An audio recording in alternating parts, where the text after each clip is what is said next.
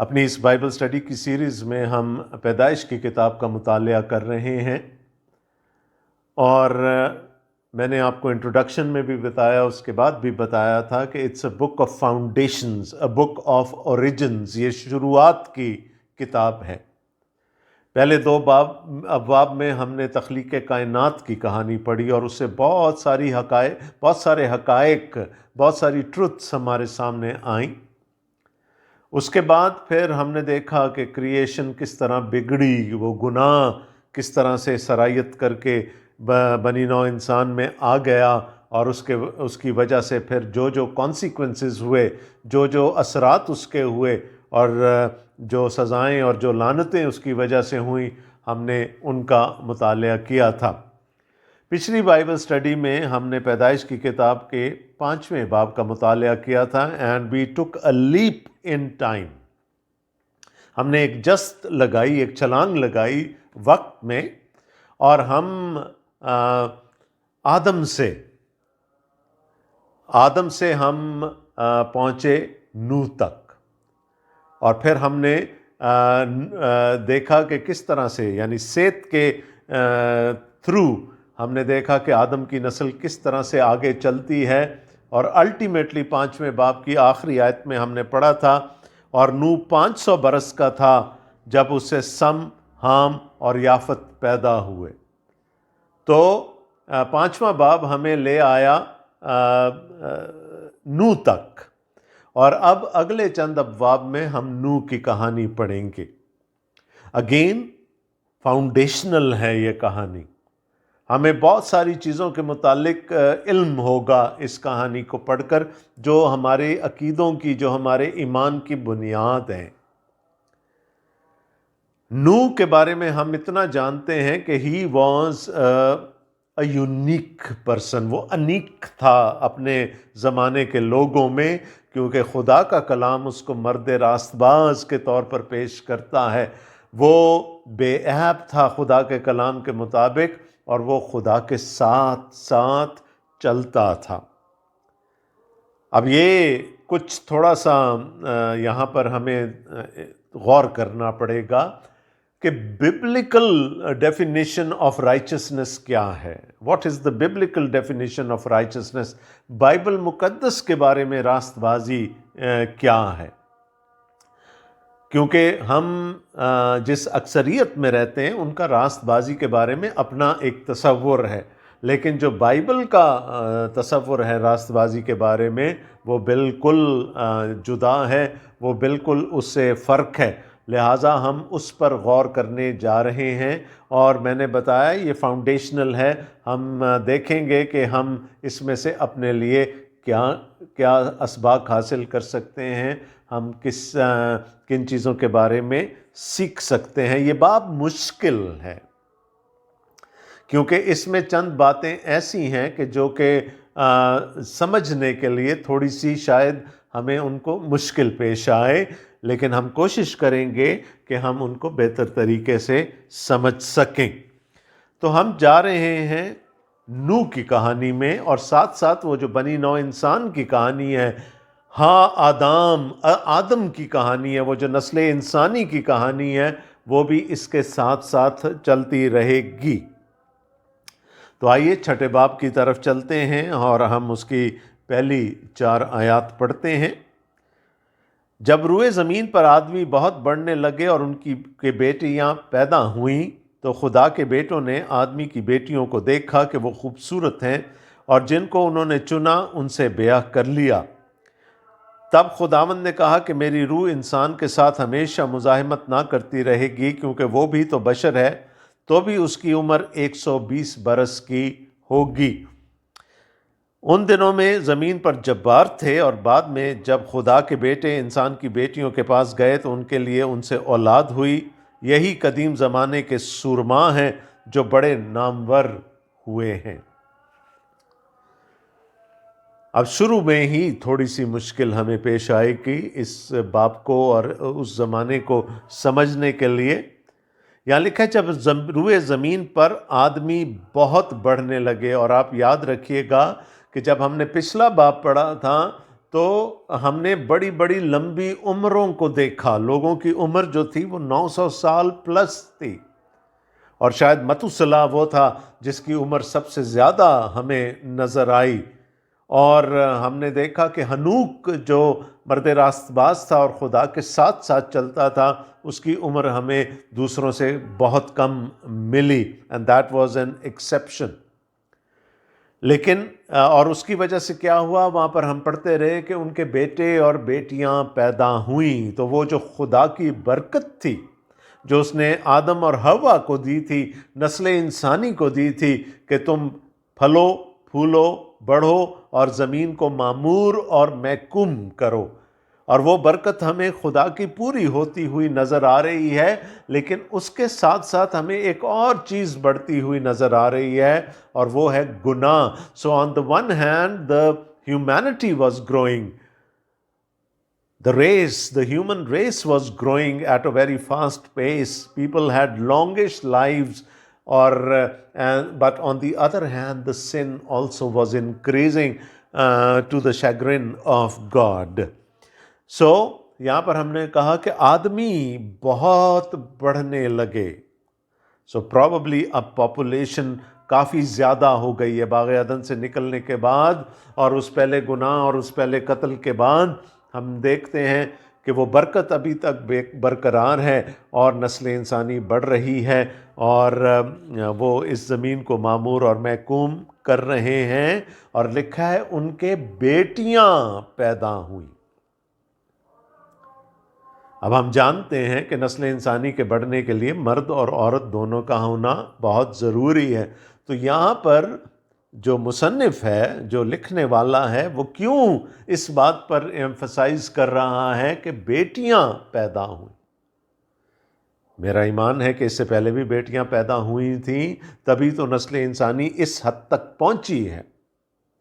لیکن یہاں پر بیٹیوں کی طرف اشارہ کرنے سے شاید ایک ہمیں پوائنٹر ملتا ہے، اور وہ پوائنٹر یہ ہے کہ this is the time when women are going to be abused. اور وہ abuse جو وہاں ہمیں نظر آئے گی، وہ پھر ہمیں نسل انسانی میں چلتی ہوئی آج کے زمانے تک نظر آئے گی. وہ جو بے حرمتی ہے عورت کی، وہ جو اس کو اپنے سے کم تر سمجھنا ہے، اس کو ایک کموڈٹی سمجھنا ہے، اس کو کوئی ایک چیز سمجھ لینا ہے جس کا کاروبار بھی کیا جا سکتا ہے، یہ چیز وہاں سے شروع ہوئی اور آج تک جاری ہے. اور یہ ایک پوائنٹر ہے کہ ڈاٹرز کی طرف when the writer is pointing towards the birth of daughters, it means that it is important and we should be looking into it. اب دیکھیے اگلی آیت اس سے تھوڑی سی زیادہ مشکل ہے. تو خدا کے بیٹوں نے آدمی کی بیٹیوں کو دیکھا کہ وہ خوبصورت ہیں، اور جن کو انہوں نے چنا ان سے بیاہ کر لیا.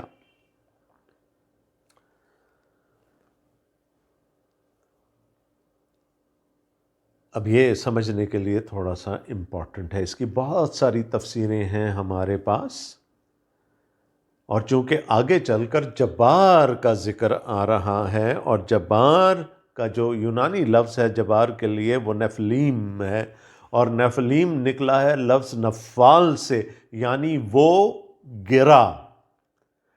تو بہت سارے کامنٹیٹرز، بہت سارے بائبل کے اسکالرز یہ کہتے ہیں کہ یہ اشارہ ہے ان گرے ہوئے فرشتوں کی طرف. یاد ہے کہ ابلیس کے ساتھ بہت سارے فرشتے بھی شامل ہو گئے تھے، اور ان کو گرا دیا گیا آسمان سے. تو شاید یہ ان کی طرف اشارہ ہے. اب ان خدا کے بیٹوں میں اور جبار میں کوئی تعلق ہے یا نہیں ہے، اس کے بارے میں ٹیکسٹ اتنا زیادہ کلیئر نہیں ہے، لیکن جنرلی یہ سمجھا جاتا ہے کہ یہ وہ فرشتے ہیں جو گرائے گئے تھے آسمان سے، اور پھر انہوں نے انسانی روپ میں آ کر آدمی کی بیٹیوں سے، ان بیٹیوں سے جن کا یہاں پر ذکر ہو رہا تھا، ان سے شادی کر لی. اب جو کچھ بھی ہوا میں نے پہلے بھی آپ کو کہا تھا اس کو سمجھنا اتنا آسان نہیں ہے، لیکن جو کچھ بھی ہوا اس کے بارے میں ایک چیز ہم بڑے وثوق کے ساتھ کہہ سکتے ہیں کہ یہ بات خدا کو پسند نہیں آئی۔ تو ایک طرف ہم یہ کہتے ہیں کہ یہ وہ گرے ہوئے فرشتے ہیں جنہوں نے انسانی صورت میں آ کر عورتوں سے شادیاں کی، انسان کی بیٹیوں سے، آدمی کی بیٹیوں سے شادیاں کی، اور پھر ان کی ایک نسل پیدا ہوئی جو کہ سورما تھے، اسٹرانگ مین، گیبوریم تھے جو کہ پیدا ہوئے۔ یہ یاد رکھیے گا کہ یہ بات خدا کے نزدیک پسندیدہ نہیں تھی، یہ اس کی مرضی کے مطابق نہیں تھی جو کچھ یہاں پر ہو رہا تھا، اور اس کے نتائج ہمیں تھوڑی دیر میں نظر آنا شروع ہو جائیں گے۔ اب یہ کلام سے ثابت ہے کہ فرشتوں کو خدا کے بیٹے کہا گیا، ہم اس کو چیلنج نہیں کر سکتے۔ اس تفسیر کو میں نے ایک اسکالر کو یہ کہتے ہوئے بھی سنا ہے کہ یہ this was the earliest form of demon possession, کہ ان بد ارواں نے ان عورتوں پر قبضہ کر لیا اور ان کے جسموں کو اپنی افزائش نسل کے لیے استعمال کیا۔ تو میں نے کہا کہ اس کے بارے میں بہت ساری تفاسیر کی جا سکتی ہیں، بہت ساری توجیحات دی جا سکتی ہیں، ہم ان کی ڈیٹیل میں بھی جا سکتے ہیں، لیکن یہاں پر ہم دیکھیں گے ایک اور بات۔ خدا کے کلام میں خدا کے بیٹے ان کو بھی کہا گیا ہے جن کے پاس اختیار تھا۔ آدم خدا کا بیٹا کہلایا اس لیے کہ خدا نے اپنا اختیار اس کو ودیعت کر دیا تھا، اپنا اختیار اس کو دے دیا تھا۔ Bible tells us about people who had authority and they were called the sons of God۔ داؤد اور داؤد کی نسل سے آنے والے بنی اسرائیل کے تمام بادشاہ، بنی یہودا کے بادشاہ بھی خدا کے بیٹے کہلائے۔ سو probably ہم اس کی ایک تفسیر یہ بھی کر سکتے ہیں کہ یہ جن کو خدا کے بیٹے کہا جا رہا ہے یہ وہ لوگ ہیں کہ جو کہ اختیار کی پوزیشنز میں آ چکے تھے۔ they had authority۔ اب دیکھیں، ہم نے پڑھا کہ نسل انسانی بہت بڑھ چکی ہے، اور جیسے جیسے شاید نسل انسانی بڑھ چکی ہوگی ان کا کوئی سٹرکچر بھی سامنے آیا ہوگا، کچھ ان میں سے حاکم بھی ہوں گے جو کہ دوسروں پر حکومت چلاتے ہوں گے، اور جن کے پاس اختیار ہو، جن کے پاس حکومت ہو، ان کو بھی خدا کے بیٹے کہا گیا ہے خدا کے کلام کے مطابق۔ تو شاید ہوا یہ، اگین ہم حتمی طور پر کچھ نہیں کہہ سکتے، we can not be dogmatic about it. ہوا یہ کہ شاید اس وقت تک جو معاشرے کا سٹرکچر بنا اس میں کچھ لوگ اوپر آ گئے، انہوں نے اختیار حاصل کر لیا اور انہوں نے دوسرے لوگوں پر حکومت کرنی شروع کر دی، اور ان حاکموں نے جب ان بیٹیوں کو دیکھا، ان عورتوں کو دیکھا جو کہ پیدا ہوئی تھیں، تو ان کا دل للچایا۔ جب سیمسن نے ڈلائلہ کو دیکھا تھا تو ایسا ہی کچھ خیال اس کے دل میں آیا تھا نا، وہ جو اس کے اندر کی شہوت تھی، وہ جو ہوس تھی، وہ اس کے اندر جاگی تھی۔ تو پروبیبلی ہوا یہ کہ یہ لوگ جو اختیار میں تھے، جو صاحب اختیار تھے، جو صاحب حکومت تھے، انہوں نے جو خدا کا قانون تھا جو کہ اس نے باغ عدن میں قائم کر دیا تھا، ون مین ون وومن، اس کو وائلیٹ کر دیا، اور انہوں نے اپنے لیے ایک سے زیادہ بیویاں لے لیں۔ اور یاد رکھیے گا یہ بات خدا کے نزدیک پسندیدہ نہیں ہے۔ سلیمان نے بھی یہی کیا تھا، اس نے غیر قوموں میں بیعت کیا اور یہ خدا کو اچھا نہیں لگا۔ اور شاید حرم کی بنیاد بھی یہیں سے پڑی ہے کہ جب جو صاحب اختیار ہوتے ہیں، جو صاحب ثروت ہوتے ہیں، جن کے پاس دولت ہوتی ہے، جن کے پاس وسائل ہوتے ہیں، وہ اپنے لیے حرم بھی رکھ لیتے ہیں۔ یعنی وہ جو خدا کا مقصد تھا کہ عورت کو اس نے آدم کا مددگار بنا کر اس کے لیے پیدا کیا تھا اور وہ اس کے پاس لے کر آیا تھا اور ان کا نکاح باندھا تھا، وہ سارا جو پلان تھا خدا کا وہ یہاں پر آ کر چوپٹ ہو گیا۔ اور کس نے اس کو چوپٹ کیا؟ ان لوگوں نے جن کے پاس اختیار تھا، جن کے پاس حکومت تھی، انہوں نے اپنے لیے ایک سے زیادہ بیویاں لے لیں۔ اور کئی مذاہب میں تو اس کی ایک کھلی اجازت بھی ہے، لیکن یہاں ہم دیکھ رہے ہیں کہ this was something which was not pleasing to God. اور اگر اس وقت خدا کے لیے وہ پلیزنگ نہیں تھا، خدا کے لیے پسندیدہ نہیں تھا، تو اس کے بعد بھی کبھی پسندیدہ نہیں رہا ہوگا۔ لیکن ایک کام کی بنیاد پڑ گئی، اور وہ کام کیا تھا کہ جو صاحب اختیار ہیں وہ اپنے لیے حرم رکھ سکتے ہیں، وہ اپنے لیے ایک سے زیادہ بیویاں رکھ سکتے ہیں، جو کہ خدا کے پلان کے بالکل سراسر منافی تھا۔ تو کیا کیا انہوں نے؟ دیکھا کہ وہ خوبصورت ہیں، ان کا دل للچایا، انہوں نے ایک سے زیادہ بیویاں اپنے لیے لے لیں، اور جیسا کہ میں نے پہلے کہا یہ رسم آج تک جاری ہے۔ تیسری آیت دیکھیں، تب خداوند نے کہا کہ میری روح انسان کے ساتھ ہمیشہ مزاحمت نہ کرتی رہے گی، کیونکہ وہ بھی تو بشر ہے، تو بھی اس کی عمر 120 برس کی ہوگی۔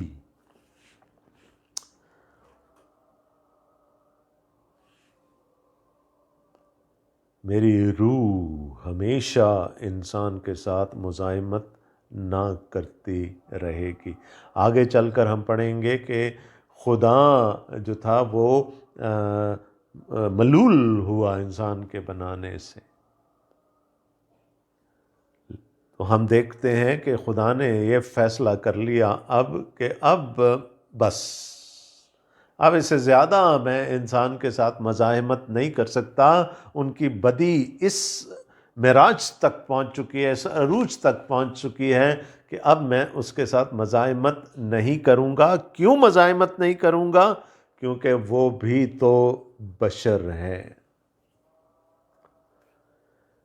جو اس کے لیے عبرانی کا لفظ ہے اور اس کا انگریزی میں جو ترجمہ کیا گیا، ہی از فلیش۔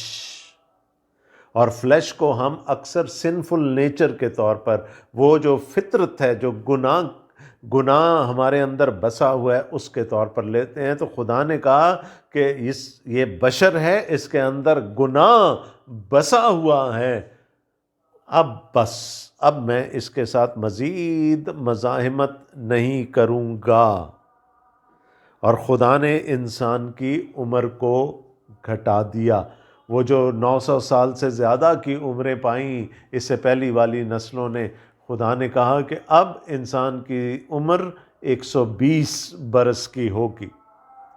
اور اگر ہم دیکھیں تو آج تو لائف ایکسپیکٹنسی اس سے بھی کم ہو چکی ہے۔ لہٰذا ہم دیکھتے ہیں کہ خدا نے کہا کہ اب انسان کی لائف ایکسپیکٹنسی اتنی زیادہ نہیں رہے گی۔ ایک تو شاید اس کی وجہ یہ بھی تھی کہ اب وہ جو خدا کی برکت تھی وہ اس مقام تک پہنچ چکی ہے کہ زمین اب میں معمور اور محکوم ہونے لگی ہے۔ بنی نوع انسان اب کافی تعداد میں کافی بڑھ چکے ہیں، اس لیے بھی، اور دوسرا اس گناہ کی وجہ سے، اس فطرت کی وجہ سے، اس جبلت کی وجہ سے جو انسان کے اندر ہے، خدا نے کہا کہ اب میں ان کی عمر کو گھٹا دوں گا۔ ان دنوں میں زمین پر جبار تھے۔ اب اس کا وہ خدا کے بیٹوں سے کوئی تعلق ہے یا نہیں ہے، ہم اس کے بارے میں کچھ نہیں کہہ سکتے، لیکن پراببلی بائی دا ٹائم کہ نسل انسانی بڑھتی چلی جا رہی ہے، ان کے پرسنالٹی ٹریٹس جو ہیں وہ بھی ڈیولپ ہوتے چلے جا رہے ہیں، اور وہ اب اس نہج پہ پہنچ گئے ہیں کہ وہ سورما کہلا سکیں۔ لیکن جبار کے لیے میں نے ابھی آپ کو بتایا تھا کہ جو عبرانی لفظ ہے نفلیم، نیفلیم، جس کی روٹ ہے نفال، وہ گرا. تو اکثر لوگ کہتے ہیں جی یہ وہی ہیں خدا کے بیٹے ہیں جو گرے تھے، لیکن دوسری طرف اگر ہم دیکھا جائے تو کون نہیں گرا؟ آدم کے گرنے کے بعد اور باغ عدن سے نکالے جانے کے بعد تو پوری نسل انسانی ہی گرتی چلی آئی with an exception of a couple of individuals. تو ہر کوئی ہی گرا ہوا ہے. تو شاید اس گناہ کی طرف یہ اشارہ کیا جا رہا ہے کہ وہ گناہ میں بڑھتے چلے گئے، وہ گناہ میں اسٹرانگر ہوتے چلے گئے، اور وہ گرتے اس گناہ میں جس میں آدم گرا تھا اس میں گرتے چلے گئے. اور جب خدا کے بیٹے انسان کی بیٹیوں کے پاس گئے تو ان کے لیے ان سے اولاد ہوئی. یہی قدیم زمانہ کے سورماں ہیں جو بڑے نامور ہوئے ہیں. ان کے لیے جو عبرانی لفظ استعمال ہوا وہ گبوریم ہے، سورماں، جنگجو لوگ. تو پراوبلی یہاں تک آتے آتے اب شاید آرمیز کی ضرورت پڑنے لگی تھی، اب ایک دوسرے سے اپنا دفاع کرنے کی ضرورت پڑنے لگی تھی. لہٰذا کچھ لوگوں کو جن کا مائنڈ سیٹ ایسا تھا کہ ان کو ریکروٹ کیا جائے اور ان کو ٹرین کیا جائے تو وہ پھر گبوریم کہلائے، اور لکھا ہے کہ وہ بڑے نامور ہوئے. اب یہ بات جا کر لنک کرے گی پیدائش کی کتاب کے 11ویں باب میں، جہاں پر ہم بابل کے برج کا ذکر پڑھیں گے، دا ٹاور آف بیبل. کیونکہ وہاں پر بھی انسان کے دل میں یہ خواہش پیدا ہوئی تھی کہ وہ اپنے لیے نام کمائیں، اور یہاں پر ہم نے دیکھا کہ وہ سورماں ہوئے اور وہ نامور ہو گئے. تو جو جلال خدا کی ذات کو ملنا چاہیے تھا، جو تعریف اور تمجید خدا کی ذات کی، اس کے نام کی ہونی چاہیے تھی، اب یہاں پر ان سرماؤں کو دیکھ کر نا، آج بھی ہم دیکھتے ہیں کہ لوگ آج کل فٹنس کے بارے میں بہت زیادہ اویئر ہیں، اور وہ کافی ٹائم اب ہمارے بچے جمز میں کافی ٹائم گزارتے ہیں اور اپنے جسموں پر بہت دھیان دیتے ہیں، اور پھر وہ کوشش کرتے ہیں کہ کسی نہ کسی طرح سے اس جسم کی نمائش بھی ہو سکے تاکہ لوگ دیکھیں کہ انہوں نے اس جسم پر کس قدر محنت کی ہے. تو پھر ہم دیکھتے ہیں کہ وہاں سورما تھے، ان کو خاص ان کاموں کے لیے ٹرین کیا گیا. دیکھیں ظلم شروع ہو چکا ہے، عورتوں کو ایبیوز کرنا شروع ہو چکا ہے. تو اس ظلم کو مینٹین کرنے کے لیے وہ جو حکومت والے تھے ان کو ایسے اشخاص کی ضرورت تھی کہ جو سورما ہوں اور وہ دوسروں کو دبا کر رکھ سکیں تاکہ ان کچھ لوگوں کی حکومت قائم رہے. یہی قدیم زمانہ کے سورما ہیں جو بڑے نامور ہوئے ہیں. اب 5ویں آیت میں ہم چلتے ہیں، بلکہ 5ویں آیت سے لے کر 8ویں آیت تک 5th to the 8th verse ہم پڑھیں گے. اور خداوند نے دیکھا کہ زمین پر انسان کی بدی بہت بڑھ گئی، اور اس کے دل کے تصور اور خیال سدا برے ہی ہوتے ہیں. تب خداوند زمین پر انسان کو پیدا کرنے سے ملول ہوا اور دل میں غم کیا. اور خداوند نے کہا کہ میں انسان کو جسے میں نے پیدا کیا روئے زمین پر سے مٹا ڈالوں گا، انسان سے لے کر حیوان اور رینگنے والے جاندار اور ہوا کے پرندوں تک، کیونکہ میں ان کے بنانے سے ملول ہوں. مگر نوح خداوند کی نظر میں مقبول ہوا. ایک پیراڈاکس نظر آ رہا ہے، ایک تضاد نظر آ رہا ہے ہمیں، ایک ڈائیکاٹمی یہاں پر ہمیں نظر آ رہی ہے، ڈپلیسٹی ہمیں یہاں پر نظر آ رہی ہے. ایک طرف پوری بنی نوع انسان ہے اس وقت کی جس کو بنانے سے خدا ملول ہوا ہے. God is saddened to his heart for creating man now، اور وہ ان کو تباہ کر دینا چاہتا ہے. لیکن دوسری طرف ایک شخص ہے اور اس کا گھرانہ ہے جس پر خدا مہربان ہوا ہے، جس پر خدا کا فضل ہوا ہے، خین کا لفظ استعمال ہوا، جس پر جو خدا کی نظر میں مقبول ہوا، جس پر خدا کا فضل ہوا۔ اسے تھوڑی دیر پہلے ہم نے یہ پڑھا تھا کہ خدا نے کہا کہ میری روح ہمیشہ انسان سے مزاحمت نہ کرتی رہے گی۔ کیوں؟ اس لیے کہ انسان فلیش ہے۔ He has a sinful nature in him. He has flesh. اور اس پر پورا تھیسس ہے پولس رسول کا رومیوں کی کتاب میں، اگر آپ پڑھیں گے تو وہ اس کے بارے میں بہت ذکر کرتے ہیں۔ تو اب کیا ہے؟ دیکھیں، گناہ ہے، گناہ بہت بڑھ گیا ہے، ظلم ہو رہا ہے دھرتی پر۔ کچھ لوگ صاحب اختیار ہو گئے ہیں، کچھ لوگ صاحب حکومت ہو گئے ہیں، اور وہ دوسروں پر حکومت اپنی جتانے کے لیے سرماؤں کو استعمال کر رہے ہیں، ظلم کرنے کے لیے دوسروں پر۔ انہوں نے عورتوں کو کموڈٹی بنا دیا ہے، اور انہوں نے اپنے لیے حرم پال لیے ہیں۔ نسل انسانی بگڑ چکی ہے۔ اب خدا کی راست بازی دو طریقوں سے سیٹسفائی ہو سکتی ہے، اور ان دونوں کا ذکر ہمیں یہاں پر مل گیا۔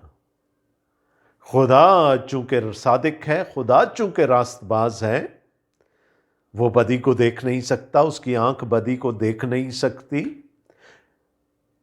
اس نے طرح ضرور دی، اس نے صبر ضرور کیا، لیکن اب ایک مقام ایسا آ گیا ہے کہ اب اس نے کہا کہ میں اب نہیں چھوڑوں گا۔ ان کی بدی اب اس مقام تک آ گئی ہے کہ مجھے دو میں سے کوئی ایک کام یا دونوں کام کرنے پڑیں گے، جس سے کہ میری راست بازی کی سیٹسفیکشن ہو سکے۔ خدا کا جو جسٹس ہے، اس کا جو عدل ہے، اس کا جو انصاف ہے، اس کی جو محبت ہے، اس کی سیٹسفیکشن کے لیے وہ دو کام کر سکتا ہے، یا ہم یہ کہہ سکتے ہیں کہ دو طریقوں سے اس کی سیٹسفیکشن ہو سکتی ہے۔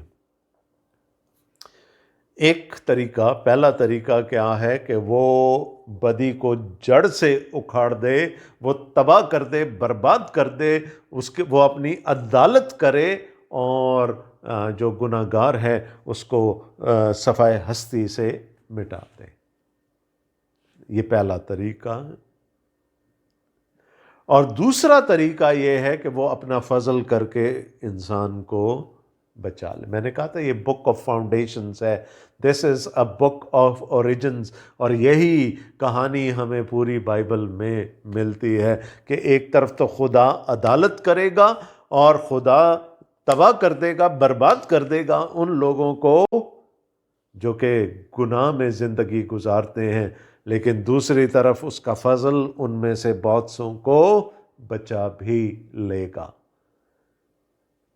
ہم شاید یہ سوچتے ہیں کہ یہ نئے عہد نامے کی باتیں ہیں، but look into the book of Genesis and you will find these things very very clearly expressed there۔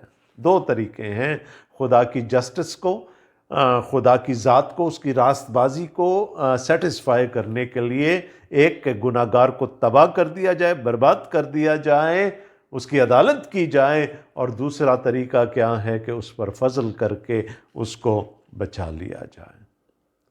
اب میرا خیال ہے کہ اب ان آیات کی تفسیر کوئی بہت زیادہ مشکل نہیں رہی ہوگی۔ 5ویں آیت کو دیکھیں تو 5th ورس، اور خداوند نے دیکھا کہ زمین پر انسان کی بدی بہت بڑھ گئی ہے، وہ بدی میں سرما ہو گیا ہے۔ He has become a گبور in evil۔ اس کی بدی اس قدر بڑھ چکی ہے، اور اس کے دل کے تصور اور خیال سدا ہی برے ہوتے ہیں۔ ناؤ خدا نے کہا اب نہیں، ایک تو میں اس کی عمر کو گھٹا دوں گا، دوسرا میں تباہ کر دوں گا، میں برباد کر دوں گا۔ تب خداوند زمین پر انسان کو پیدا کرنے سے ملول ہوا اور دل میں غم کیا۔ کیا خدا کو نہیں پتا تھا کہ ایسا ہوگا؟ کیا یہ اس کے علم سابق میں نہیں تھا؟ ڈڈ ہی ناٹ نو اور foreknow what is going to happen?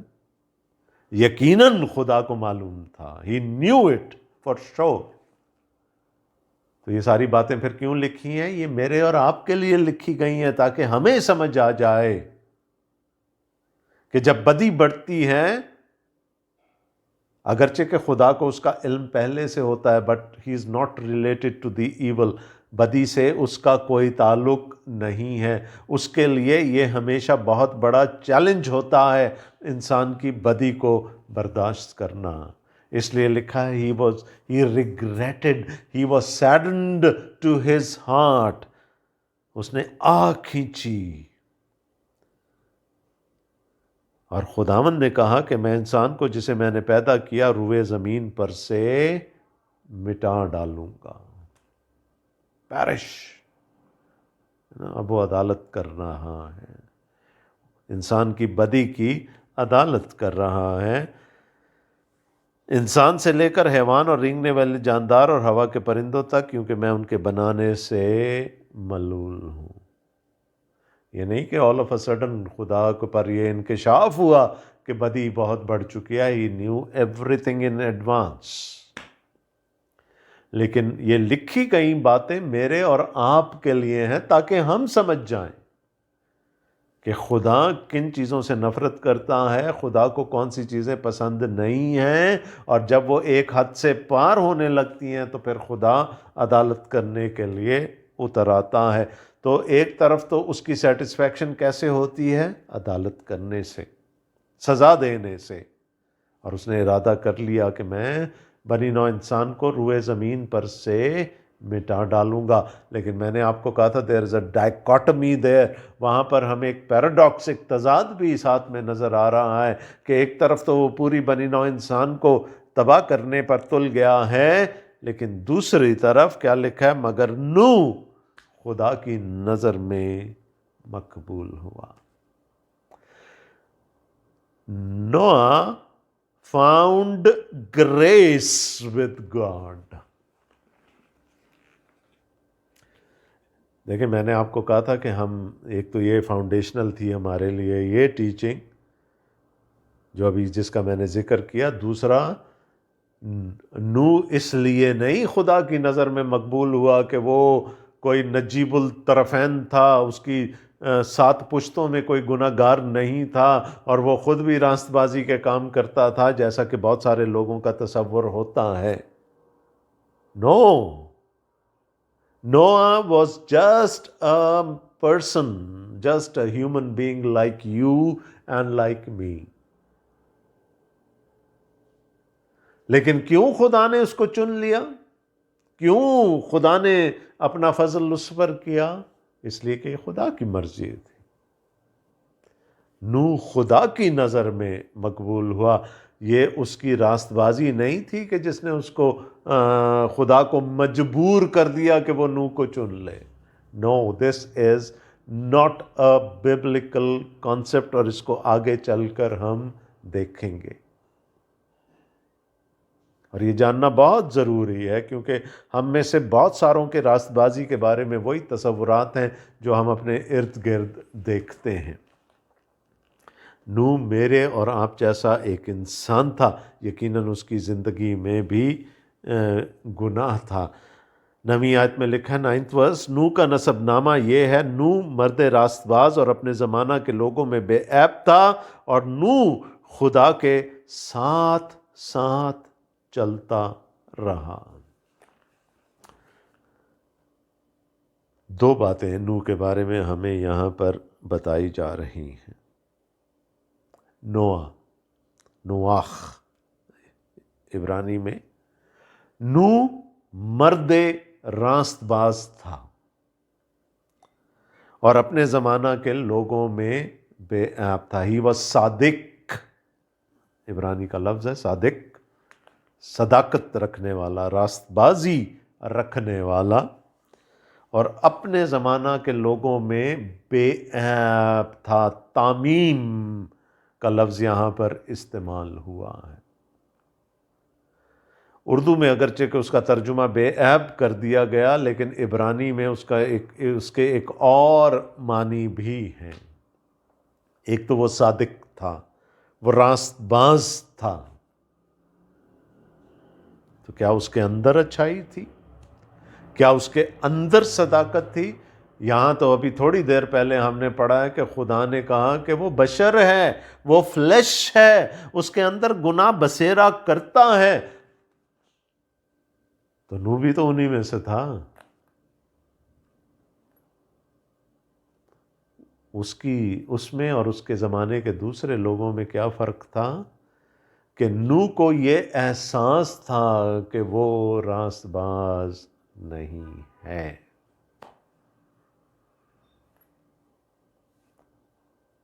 یعنی باقیوں کو شاید یہ احساس بھی نہیں تھا، لیکن نوح کو یہ احساس تھا کہ وہ راست باز نہیں ہے، وہ اپنے طور پر راست باز نہیں ہو سکتا۔ جو تعمیم جس کا یہاں پر ترجمہ بے عیب کیا گیا، اس کا مطلب ہے کہ ہی از اے فول، اشتام۔ لیکن کیسا فول، کیسا بے وقوف آدمی؟ جس کو یہ پتا ہے کہ وہ کچھ نہیں ہے، اس کو یہ پتا ہے کہ میرے پاس خدا جیسی حکمت نہیں ہے، اس کو یہ پتا ہے کہ میں خدا کی راست بازی کے معیار پر کبھی نہیں پہنچ سکتا۔ اور یہی ببلیکل کانسیپٹ ہے راست بازی کا۔ یسوع مسیح نے کیا کہا تھا پہاڑی باز میں، اور لکیلی ہم وہ ابھی اسٹڈی کرتے ہوئے چلے آ رہے ہیں، کہ تم خدا کی بادشاہی میں ہرگز داخل نہ ہوگے جب تک تمہاری راست بازی فقیوں اور فریسیوں کی راست بازی سے بڑھ کر نہ ہو، کیونکہ فقی اور فریسی تو اپنی راست بازی پر بھروسہ کرتے تھے، لیکن خدا کی بادشاہی میں کون جائے گا؟ وہ جو اب کہے گا کہ میں گناہ گار ہوں، میں اپنے آپ کو بچا نہیں سکتا۔ جو خدا کی راست بازی پر بھروسہ رکھے گا وہ خدا کی بادشاہی میں جائے گا۔ تو نوح اپنے زمانہ کے لوگوں کی طرح گناہ گار ہے، لیکن اس کو یہ احساس ہے کہ میں راست باز نہیں ہوں، نہ ہی میں اپنی کوشش سے راست باز بن سکتا ہوں۔ میری اور خدا کی حکمت میں اور میری اور خدا کی راست بازی میں تو کوئی کمپیریزن ہی نہیں ہے۔ میں اس معیار پر آ ہی نہیں سکتا راست بازی کے، جب تک خدا مجھے اس مقام پر نہ لے کر آئے۔ وہ یاد کر لیں وہ محصول لینے والا جو خدا کی حضوری میں آیا، چھاتی پیٹ کر کہتا ہے میں گناہ گار ہوں، اس قابل بھی نہیں کہ میں اپنی آنکھیں آسمان کی طرف اٹھا سکوں۔ اور وہ فریسی کیا کہہ رہا ہے؟ اوہو، دیکھ خدا میں کیسا اچھا انسان، صوم و صلات کا پابند، نیکیاں کرنے والا، خیرات بانٹنے والا، زنا نہ کرنے والا، شریعت کے اعتبار سے بے عیب ہوں۔ لیکن یسوع نے کیا پوچھا؟ ان میں سے کون راست باز ٹھہر کر وہاں سے گیا؟ اور جواب نے یقیناً لوگوں کو حیران کر دیا ہوگا۔ تو جن کو ہم نئے عہد نامہ کے کانسیپٹ سمجھتے ہیں، نئے عہد نامہ کی باتیں سمجھتے ہیں، ان کی فاؤنڈیشنز یہاں ہیں پیدائش کی کتاب میں۔ He was Sadiq and he was Ishtam, who knew his depravity، جس کو اپنی کم مائیگی کا احساس تھا کہ میں کچھ نہیں ہوں، اگر مجھے کوئی بچا سکتا ہے تو وہ میرا خدا ہے، اور اگر مجھے یہ احساس ہوگا کہ میں اپنے آپ سے کچھ نہیں کر سکتا، جب تک خدا میرے ساتھ نہ ہو تو کیا کروں گا میں؟ وہی جو نوح نے کیا، اور نوح خدا کے ساتھ ساتھ چلتا رہا، کیونکہ اس کو پتا تھا اگر میں ادھر ادھر ہو گیا تو پھر میرا کوئی والی وارث نہیں ہے، میری راست بازی ٹوٹلی ڈیپینڈنٹ ہے خدا پر، اس لیے وہ خدا کے ساتھ ساتھ چلتا رہا۔ ابھی 2 دن پہلے ہی ہم نے متی رسول کے انجیلی بیان کے مطالعے میں یہ سیکھا تھا کہ یسوع نے کہا کامل بنو جیسا تمہارا آسمانی باپ کامل ہے۔ اس کے پیچھے چلنے سے، اس کے ساتھ ساتھ چلنے سے ہم اس کی راست بازی حاصل کر سکتے ہیں۔ ہم انسان ہوتے ہوئے اپنی راست بازی پر بھروسہ نہیں کر سکتے۔ بائبل مقدس کے مطابق کوئی نبی ہو، کتنا ہی بڑا نبی کیوں نہ ہو، کوئی ولی ہو، کوئی بھی پیر ہو، فقیر ہو، کوئی بھی راست باز نہیں، ایک بھی نہیں۔ نوح میں اور اس کے زمانے کے لوگوں میں کیا فرق تھا؟ اس کے زمانے کے لوگ شاید اپنی راست بازی پر بھروسہ رکھتے تھے، نوح خدا کی راست بازی پر بھروسہ رکھتا تھا، وہ خدا کے فضل کا طالب تھا، اس لیے لکھا ہے اس پر خین ہوا خدا کا، he found grace with God, favor with God، وہ خدا کی نظر میں مقبول ہوا، اس محصول لینے والے کی طرح۔ تو یہ ہے biblical concept of righteousness، راست بازی کا جو بائبل کا معیار ہے وہ یہ ہے کہ ہم نے اپنی راست بازی پر نہیں، ہم نے خدا کی راست بازی پر بھروسہ کرنا ہے، یا اس چینل پر بھروسہ کرنا ہے جو اس نے ہمیں دے دیا۔ اور اس سے 3 بیٹے سم، حام اور یافت پیدا ہوئے، پر زمین خدا کے آگے ناراض ہو گئی تھی اور وہ ظلم سے بھری ہوئی۔ میں نے آپ کو بتایا کیا ہو رہا تھا زمین پر، عورتوں کو ابیوز کرنا شروع کر دیا انسان نے، سورما پیدا ہو گئے جو دوسروں کو دباتے تھے، لہٰذا اب وہاں پر ظلم ہو رہا ہے، اور خدا نے زمین پر نظر کی اور دیکھا کہ وہ ناراض ہو گئی ہے، کیونکہ ہر بشر نے زمین پر اپنا طریقہ بگاڑ لیا ہے، اور ان کے اندر یہ احساس بھی نہیں ہے کہ ان کو راست بازی کی ضرورت ہے، ان کو خدا پر بھروسہ رکھنے کی ضرورت ہے۔ ایک انسان نے یہ جان لیا، یہ گر اس کی سمجھ میں آ گیا، اور وہ خدا کی نظر میں مقبول ٹھہرا۔ کچھ اور فاؤنڈیشنل ٹروتھس بھی ہیں یہاں پر، ہم دیکھتے ہیں کہ بدی ابھی رکے گی نہیں، طوفان آئے گا، سب تباہ ہو جائے گا، اس کے بعد بھی بدی بڑھنا شروع ہو جائے گی۔ تو یہ یاد رکھیے گا کہ انسان کی اچھائی، the goodness of a man or a few men cannot take care of the sin in this world۔ کسی ایک بندے کی اچھائی، اس کی راست بازی، یا کچھ لوگوں کی اچھائی گناہ کا سدباب نہیں کر سکتی۔ اگر ایسا ہوتا تو شاید نوح کے زمانے میں ہو گیا ہوتا، ایسا ہو نہیں سکتا۔ برائی صرف ایک طریقے سے جا سکتی ہے کہ خدا خود ہمارا فدیہ دے دے، خدا خود ہمارے کفارے کا بندوبست کر دے، جو اس نے کلوری کی اس صلیب پر کر دیا، جس پر خداوند یسوع مسیح قربان ہوئے۔ تو the goodness of man cannot take care of the evil in this world۔ ناممکن ہے، ناممکن ہے کسی ایک شخص کی اچھائی یا کچھ لوگوں کی اچھائی اس دنیا سے برائی کا خاتمہ نہیں کر سکتی۔ کیوں؟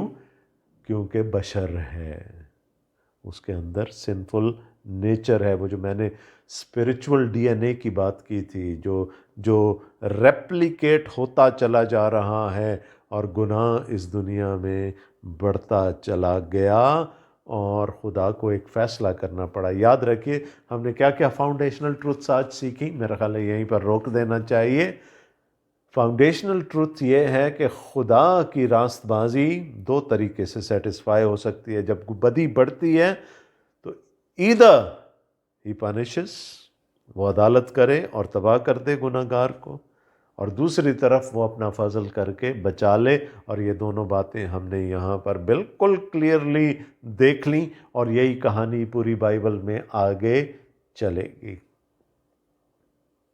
پھر ہم نے راست بازی کے بارے میں جانا کہ انسان میں راست بازی ہو ہی نہیں سکتی، انسان میں صداقت ہو ہی نہیں سکتی، اور خدا کی نظر میں مقبول کون سا انسان ہے؟ جس نے یہ گر پا لیا، جس کو اپنی ڈپریوٹی کا، اپنی کمائیگی کا احساس ہو گیا کہ میں کچھ نہیں کر سکتا خدا سے جدا ہو کر۔ کیا کہا تھا شاگردوں نے خداوند یسوع مسیح کو؟ ہم تجھ سے جدا ہو کر کیا کریں گے؟ کہاں جائیں گے؟ زندگی کی باتیں تو تیرے پاس ہیں۔ تو جو اصل ٹھکانے پر آ گیا وہ بچ گیا، اس پر خدا کا فضل ہو گیا، وہ خدا کی نظر میں مقبول ٹھہرا۔ میں پھر ریپیٹ کر رہا ہوں، نوح کے اندر کوئی انہیرنٹ راست بازی نہیں تھی، نہ ہی آگے چل کر جب اب یہ کہانی اب نوح سے جب ابراہم تک جائیں گے تو ابراہم میں بھی نہیں تھی، نہ ہی کسی اور میں تھی۔ لیکن فضل کس پر ہوا؟ اس پر جس نے یہ گر جان لیا کہ میں اپنے زور سے، اپنی طاقت سے، اپنی محنت سے، اپنی مشقت سے، اپنی ریاضت سے راست باز نہیں ٹھہر سکتا، اور اگر راست باز نہیں ٹھہر سکتا تو میں خدا کی حضوری میں قائم بھی نہیں رہ سکتا۔